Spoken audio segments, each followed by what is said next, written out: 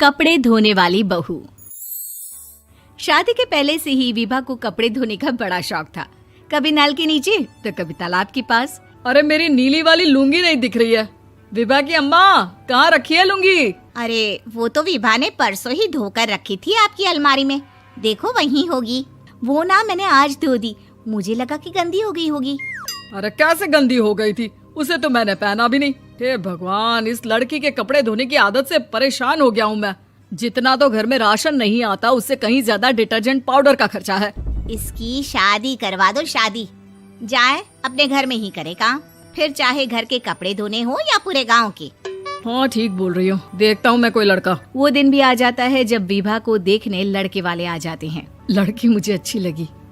होने वाली सास कहती है, बेटी अगर कुछ पूछना है तो पूछ लो।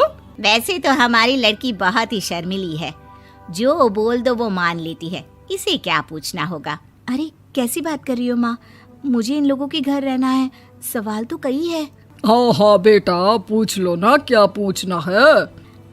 आप लोगों के घर कपड़े कौन धोता है? सास का मुंह बन जाता है।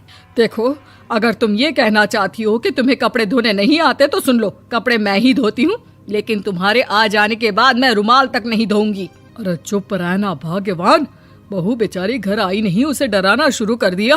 वो क्या है ना बिटिया, अभी तक तो ये कल्लू की माँ ही धोती थी, लेकिन अब तुम्हारे पापा तो दहेज में वॉशिंग मशीन देंगे ही। तभी विभा की माँ बोल पड़ती है, सवाल भी पूछा तो क्या। वैसे भाई साहब, मशीन की तो फिर भी कपड़े धोने की कैपेसिटी होती है। मतलब जो बिटिया दे रहे हैं ना विभा, इसे कपड़े धोने का बहुत शौक है। ये आप लोगों के क्या, आस पड़ोस गांव मोहल्ले सबके कपड़े धो दे और उफ तक ना करे। बाहर देखा नहीं आपने कितने कपड़े सूख रहे हैं? सब हमारी बिटिया ने ही तो धोए हैं। बस भी करो ना माँ, शर्म आ रही इतनी तारीफ सुनकर। और तो और एक दाग निकाल कर दिखाओ तो मान जाओ। हाँ अच्छा, माफ करना बेटा, मैंने गलत समझा। हमें तो रिश्ता बहुत पसंद है। और ऐसे जुड़ जाता है रिश्ता कपड़े धोने का शौक रखने वाली विभा का। उसकी शादी हो जाती है कोयला फैक्ट्री में काम करने वाले कल्लू के साथ। शादी के बाद अचानक विभा चिल्लाती हुई सास के पास आती है। सासू माँ, अरे सासू माँ कहाँ है आप? ये तो धोखा है, धोखा दिया आप लोगों ने मुझे। इसे ससुर के चक्कर के बारे में पता चल गया। अरे तो उसमें तुझे क्यों धोखा मिला है? अरे नल में पानी नहीं आता, कपड़े कैसे कब धुलेंगे?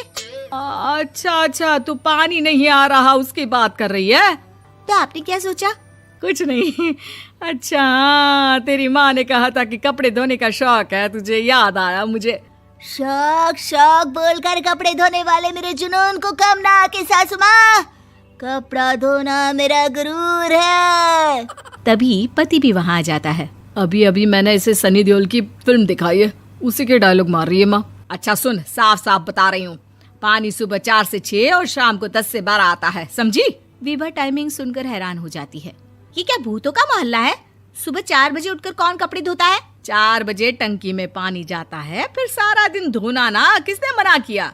अरे कैसी बात कर रही हैं? 200 लीटर की टंकी में कितने कपड़े धो लूंगी मैं? सुबह ही उठ जाऊंगी मैं। अब क्या था, विभा सुबह 4 से लेकर रात के 12 बजे तक कपड़े ही धोती रहती। एक रोज सास पड़ोस से निकलकर कहीं जा रही होती है कि साथ वाली कहती है, हाँ कल्लू की माँ, जरा ये बताओ कि 2 साड़ी है, 2 ब्लाउज और एक पेटीकोट और एक नाड़े वाला लंबा कच्छा।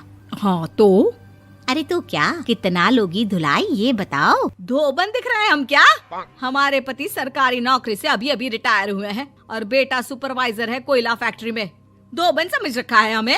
हाय रे कल्लू की अम्मा, माफ कर दो, वो तो मोहल्ले में यही सब बता रहे थे कि तुमने बहू को कपड़ा धुलवाने के काम में लगा दिया है। सास को पड़ोसन की बात सुनकर गुस्सा आ जाता है। वो घर पहुंचती है जहां घर के बाहर ही इतने सारे कपड़े सूख रहे होते हैं जितने कि किसी धोबन के घर पर। अरे ओ कल्लू की दुल्हन, बाहर निकल। माँ जी यहीं आ जाओ, बाथरूम में चादर धो रहे हैं हम। अरे अभी हम धोते हैं, तुमको बाहर निकलो। ये आस पड़ोस वाले बोल रहे हैं कि हम बहू से कपड़े धुलवा कर उसे कपड़ा धोने वाली बना दिए हैं। अरे छोड़ो ना माँ जी, किन लोगों की बातों में आती हो? आस पास के लोगों का तो काम ही होता है कि वो किसी तरह सास बहू को लड़ा दे। बहू सारे घर के कपड़े धोती है, ये क्या कम है? बोलिए। सास को भी लग जाता है कि वो बहू का ये सनकीपन नहीं छुड़वा सकती, इससे अच्छा है कि खुद ही चुप हो जाए।